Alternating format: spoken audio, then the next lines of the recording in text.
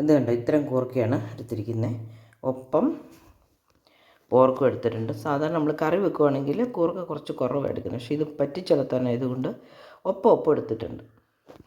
ഇറച്ചിയും നെയ്യും എല്ലും എല്ലാം കൂടി കൂർക്കയുടെ ഒപ്പം ഇച്ചിരി അല്പം കൂടുതലുണ്ടായിരിക്കും, അത്രയും എടുത്തിട്ടുണ്ട്. ഇതിന് നമുക്കൊന്ന് ആദ്യം ഇതൊന്ന് വേവിച്ചെടുക്കണം.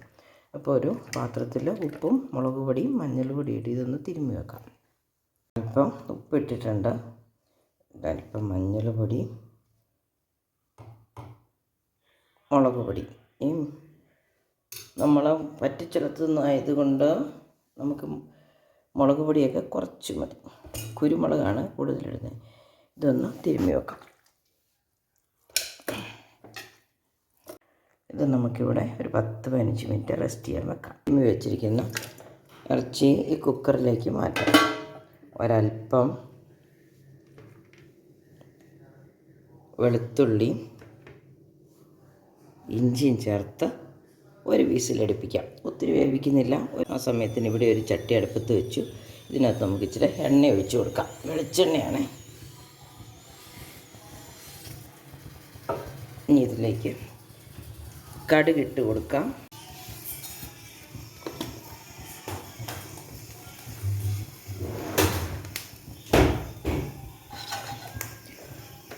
കടുക് പൊട്ടി വരുന്നുണ്ട്. നമുക്ക് ഇഞ്ചിയും വെളുത്തുള്ളി ഇട്ട് കൊടുക്കാം. പാകത്തിനിട്ടാൽ മതി, മുഴുവൻ വേണമെന്നില്ല.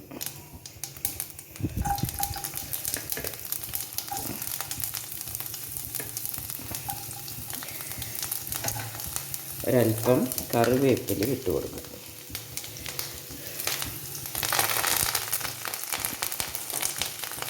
ഉലർത്താനായതുകൊണ്ടാണ് കേട്ടോ, അല്ലെങ്കിൽ അവസാനം ഇടുകൊണ്ടായിരുന്നുള്ളൂ. ഇനി നമുക്ക് സവോള ഇട്ട് കൊടുക്കാം. സവോള ആൾക്കാരുടെ ആവശ്യാനുസരണം ഇട്ട് കൊടുക്കാം.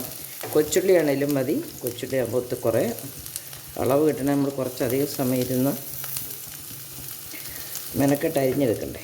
അതുകൊണ്ട് ഞാൻ ഒരു സവോളയുടെ പകുതിയേ ഉള്ളൂ കേട്ടോ. പക്ഷേ ഇച്ചിരി വലുത് സവോളയായിരുന്നില്ല. പിന്നെ തീരെ കനം കുറച്ചാണ് അരിഞ്ഞിരിക്കുന്നത്. അതുകൊണ്ടും കൂടെയാണ് അത് ഇത്ര എമൗണ്ട് തോന്നുന്നത്. വിസിലടിച്ചു, നിർത്തി വയ്ക്കാം.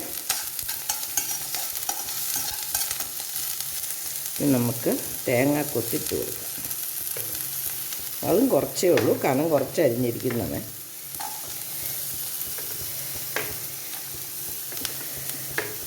ഒരു കൊത്ത് തേങ്ങയേ ഉള്ളൂ, കനം കുറച്ച് അരിഞ്ഞതുകൊണ്ട് അത്രയും പെട്ടെന്ന് വളർത്തിയെടുക്കാനായതുകൊണ്ടാണ് വേവുന്നില്ല. ഇനി നമുക്ക് പൊടികളിട്ട് കൊടുത്തിട്ട് കൂർക്കിയിടാം. അപ്പം ഒത്തിരി പൊടികളൊന്നും വേണ്ട. ഇറച്ചിക്ക് ആവശ്യത്തിനുള്ള നമ്മളിട്ടു. ഈ ഒരു അല്പം പൊടികൾ, അത് ഗരം മസാല, ചിക്കൻ മസാല, അല്ല മീറ്റ് മസാല. അപ്പോൾ ഈ ഇടുന്നത് മീറ്റ് മസാലയാണ്. ഞാൻ തന്നെ ഉണ്ടാക്കിയത്. അതുകൊണ്ട് ഓരോ പ്രാവശ്യം ഇച്ചിരിയൊക്കെ വ്യത്യാസം വരും. 1 സ്പൂൺ മീറ്റ് മസാല ഇട്ടിട്ടുണ്ട്. കൂർക്ക നമ്മുടെ പറമ്പിൽ നിന്ന് പറിച്ചതാണ്. മഞ്ഞളില്ലേലും കുഴപ്പമില്ല. എങ്കിലും നമുക്ക് ഇറച്ചിയുടെ കൂടെയല്ലേ, അല്പം മഞ്ഞളിട്ട് കൊടുക്കാം. ഇനി കുരുമുളക് കൂടുതൽ വേണമെങ്കിൽ നമുക്ക് അവസാനം ഇടാം. ഇപ്പോൾ ഒരല്പം കുരുമുളക് ഇട്ട് കൊടുക്കാം.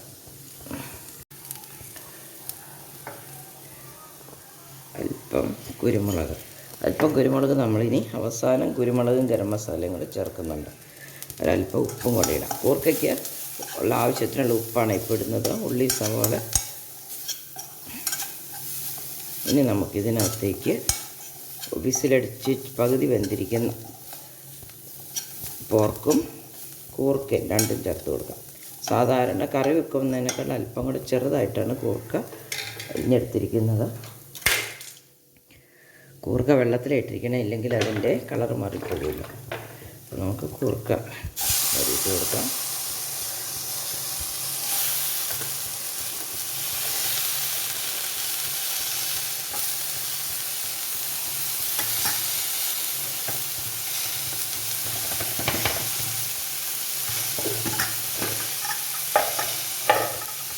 നമ്മുടെ പോർക്കും കൂടെ ചേർത്ത് കൊടുക്കാം. പോർക്കിന് കുറച്ച് വെള്ളമുണ്ട്, ആവശ്യമെങ്കിൽ ചേർത്താൽ മതിയായിരുന്നു. അപ്പോൾ ആവശ്യത്തിന്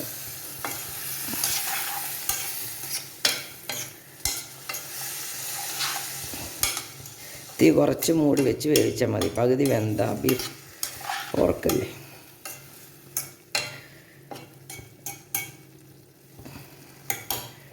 ഒന്ന് മൂടി വെച്ച് വേവിച്ച് ഇളക്കി പറ്റിച്ച് തോർത്തിയെടുക്കാം. മൂടി വെച്ചു. ഒരു 10 മിനിറ്റെങ്കിലും വേവാനുണ്ട്. അവിടെ ഇരുന്ന് വേവട്ടെ. നമുക്കൊന്ന് നോക്കാം. എല്ലേന്ന് വിട്ടു പോകുന്നതാകുമ്പോൾ വെന്തു എന്നാണ് അല്ലേ. അപ്പോൾ ഇറച്ചി ഏതാണ്ട് വേവായിട്ടുണ്ട്. അപ്പോൾ കൂർക്കയും വെന്ത് കാണും.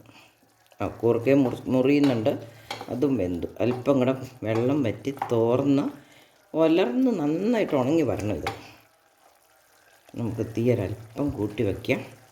ഒരു ഉപ്പുണ്ടോന്ന് ഇച്ചിരി കുറവുണ്ടോ. തേങ്ങാക്കൊത്ത് തിന്ന് നോക്കിയാൽ അതിനോ ഉപ്പ് എരിവൊക്കെ ഉണ്ടെങ്കിൽ നമ്മുടെ കറിക്കും അതെല്ലാം ഉണ്ട്. ഇച്ചിരി എരിവ് കുറവുണ്ട്. നമ്മൾ കുരുമുളക് ഇനി ചേർക്കുന്നുണ്ട്. ഇച്ചിരി ഉപ്പ് കുറവുണ്ട്, അതിപ്പോൾ ചേർത്തു.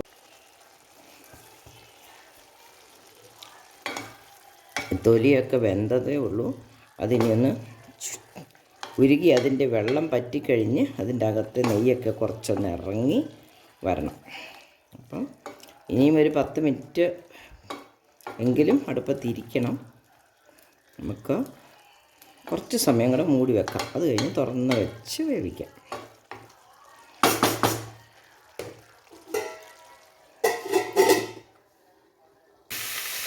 കൂർക്കയും പോർക്കും എന്തായി എന്ന് നോക്കാം.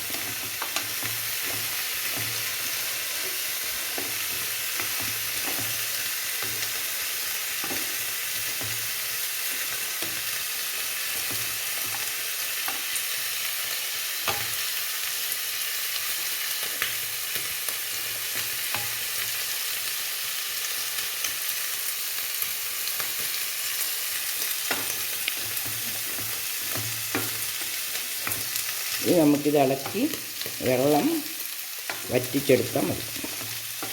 ആ നെയ്യ് തൊലിയുടെ നെയ്യൊക്കെ ഒന്ന് ഇറങ്ങി ചുളുങ്ങണം.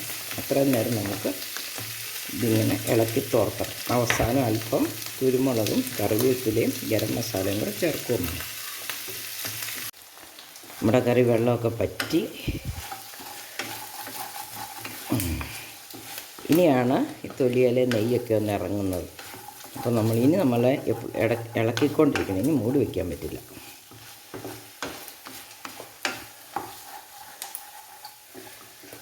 തീ ഏറ്റവും കുറച്ച് തുറന്നിരിക്കട്ടെ അല്ലേ. തുറന്നിരുന്ന് അതിൻ്റെ നെയ്യൊന്ന് ഉരുക്കി വരട്ടെ. നന്നായിട്ട് ഉണങ്ങണം. അപ്പോഴത്തേനും ഒരല്പം കുരുമുളക് പൊടിയും ഗരം മസാലയും കൂടെ നമുക്ക് ചേർക്കാം. നമുക്കൊരു 1 ടീസ്പൂൺ ഗരം മസാല ചേർക്കാം. അതുപോലെ കുരുമുളക് പൊടി. ആ കൂർക്കയ്ക്ക് നല്ലതാണ് കുരുമുളക് പൊടി, നല്ല ടേസ്റ്റാണ്. പോർക്കിനും നല്ലതാണ്.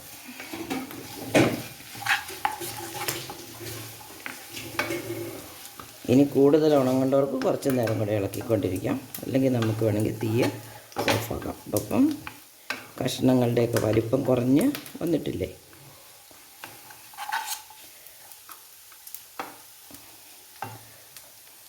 ഇനി ഒരല്പം കറിവേപ്പിലയും കൂടെ തൂളിയിട്ട് നമുക്ക് സ്റ്റൗ ഓഫാക്കാം. അപ്പോൾ എൻ്റെ വീഡിയോ ഇഷ്ടപ്പെട്ടെങ്കിൽ ഇതുപോലെ തന്നെ നിങ്ങളും കൂർക്ക പോർക്കും കൂടെ വെച്ച് നോക്കണം. അതുപോലെ കമൻ്റ് ഇടണം, ഷെയർ ചെയ്യണം, ലൈക്ക് ചെയ്യണം. ചാനൽ സബ്സ്ക്രൈബ് ചെയ്യാത്തവർ ദയവായി സബ്സ്ക്രൈബ് ചെയ്യണം. അപ്പം മറ്റൊരു പുതിയ വീഡിയോ ആയിട്ട് വരുന്നതുവരെ എല്ലാവർക്കും ബൈ.